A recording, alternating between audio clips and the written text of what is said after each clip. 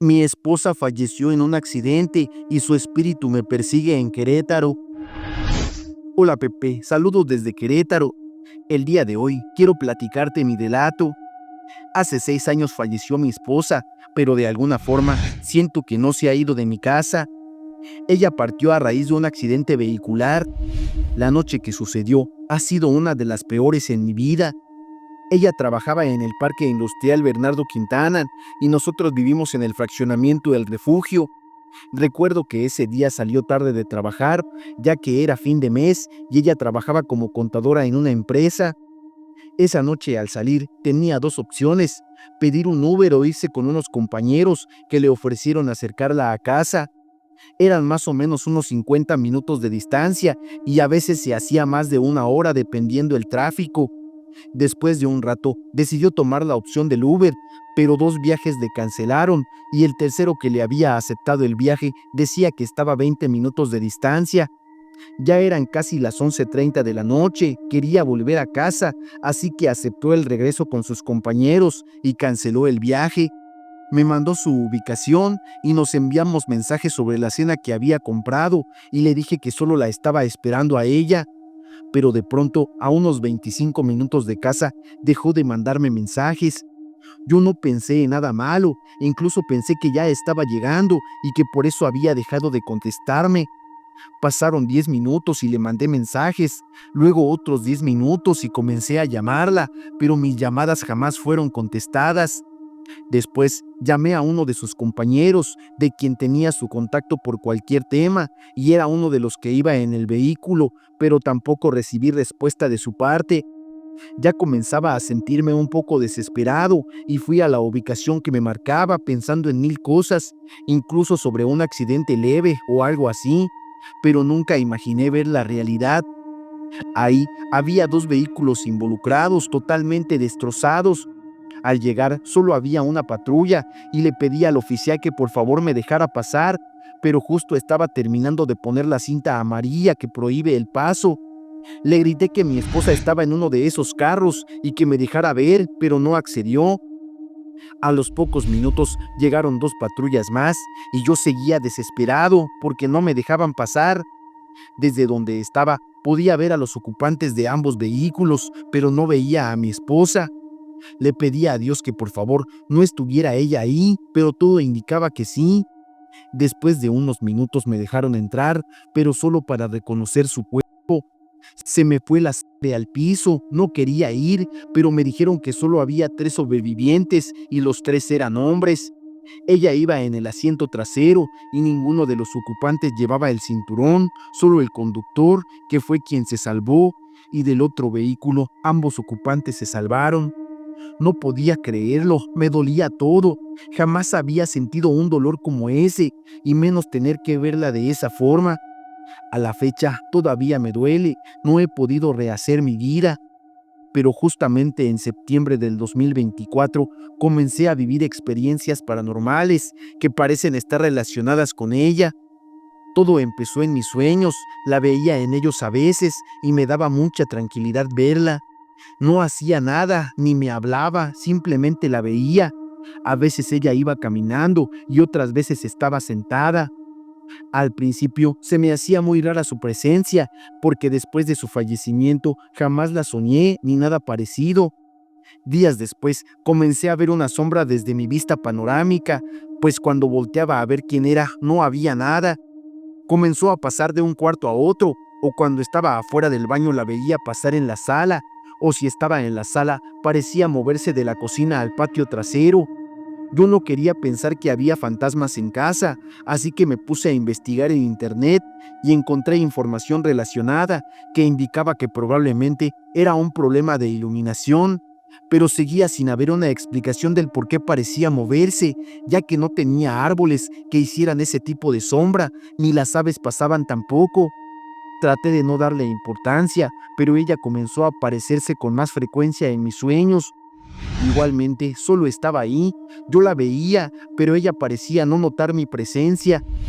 Pasaron los días y cuando volví a ver de nuevo la sombra, corrí hacia donde se había metido, con la intención de identificar qué o quién era, pero mis intentos fueron en vano.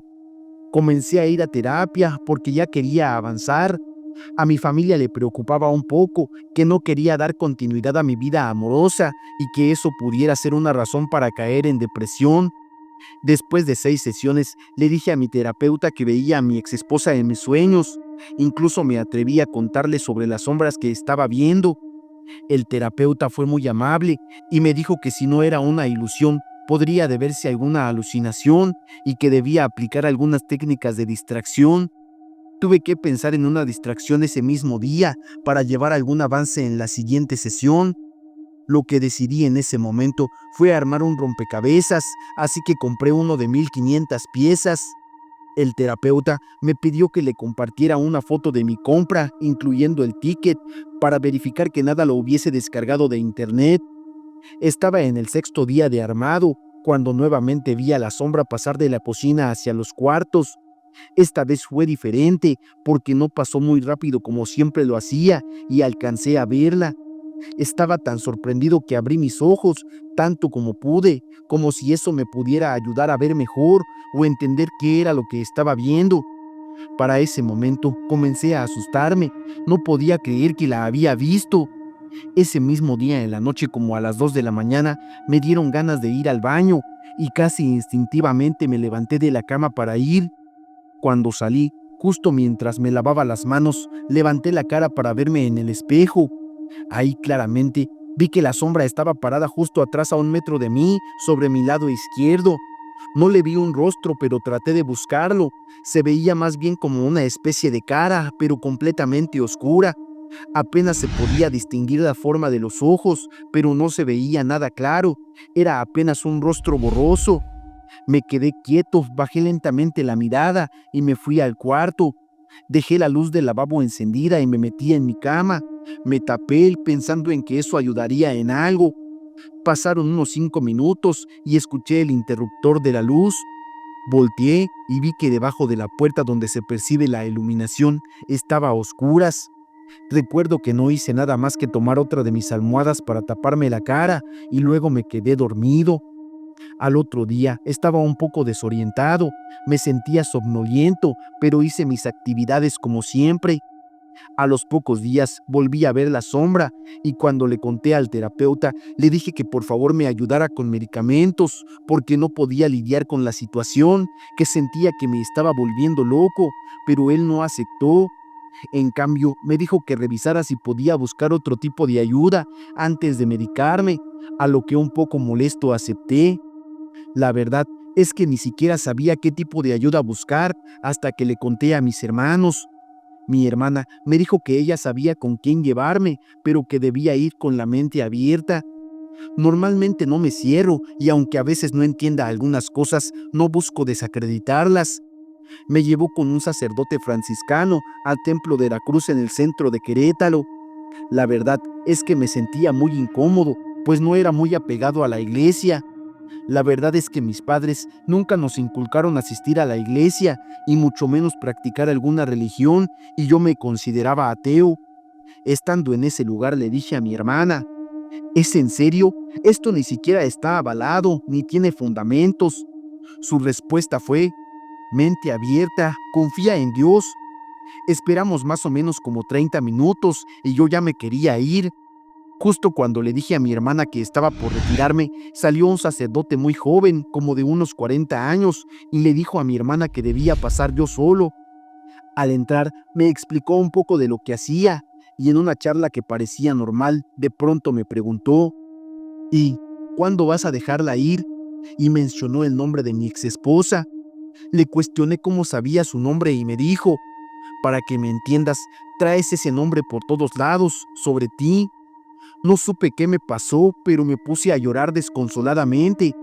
Entre todo lo que me dijo, lo que más recuerdo fue que si no la dejaba ir, algún ente maligno iba a usar su recuerdo en contra mía, que era lo que estaba pasando. Me habló sobre la sombra y muchos detalles que yo no sabía cómo podría él saber. En ese momento pensé: seguramente mi hermana le contó algo, y justo al terminar de pensarlo me dijo: no, tu hermana no me dijo nada, solo pasó un día para hacer una cita. Dios me dio este don para ayudar a las personas y te quiero ayudar. Si no la dejas ir, esa sombra será una molestia para ti. Después de esa pequeña charla acepté y me dijo que debía hacer el rosario franciscano por 9 días. Yo en ese momento no sabía de qué hablaba, pero este rosario es diferente al común. Consta de 7 alegrías, que son como los misterios, y cada uno consta de un Padre Nuestro, 10 Aves Marías y un Gloria. Al terminar cada alegría se dirá: bendita y alabada sea la Santa Inmaculada y Purísima Concepción de la Bienaventurada Virgen María, Madre de Dios. Pero antes de todo debía confesarme. Me dijo que debía volver a verlo al terminar y también me mencionó que no dejara la terapia, que eso me ayudaría a superar mi pérdida. A partir de eso dejé de ver a la sombra. No fue de un día a otro, sino que fue poco a poco y cada vez la veía menos. Actualmente sigo yendo a terapia y voy con el sacerdote de vez en cuando, únicamente para charlar o ir a comer, ya que nos hicimos muy buenos amigos.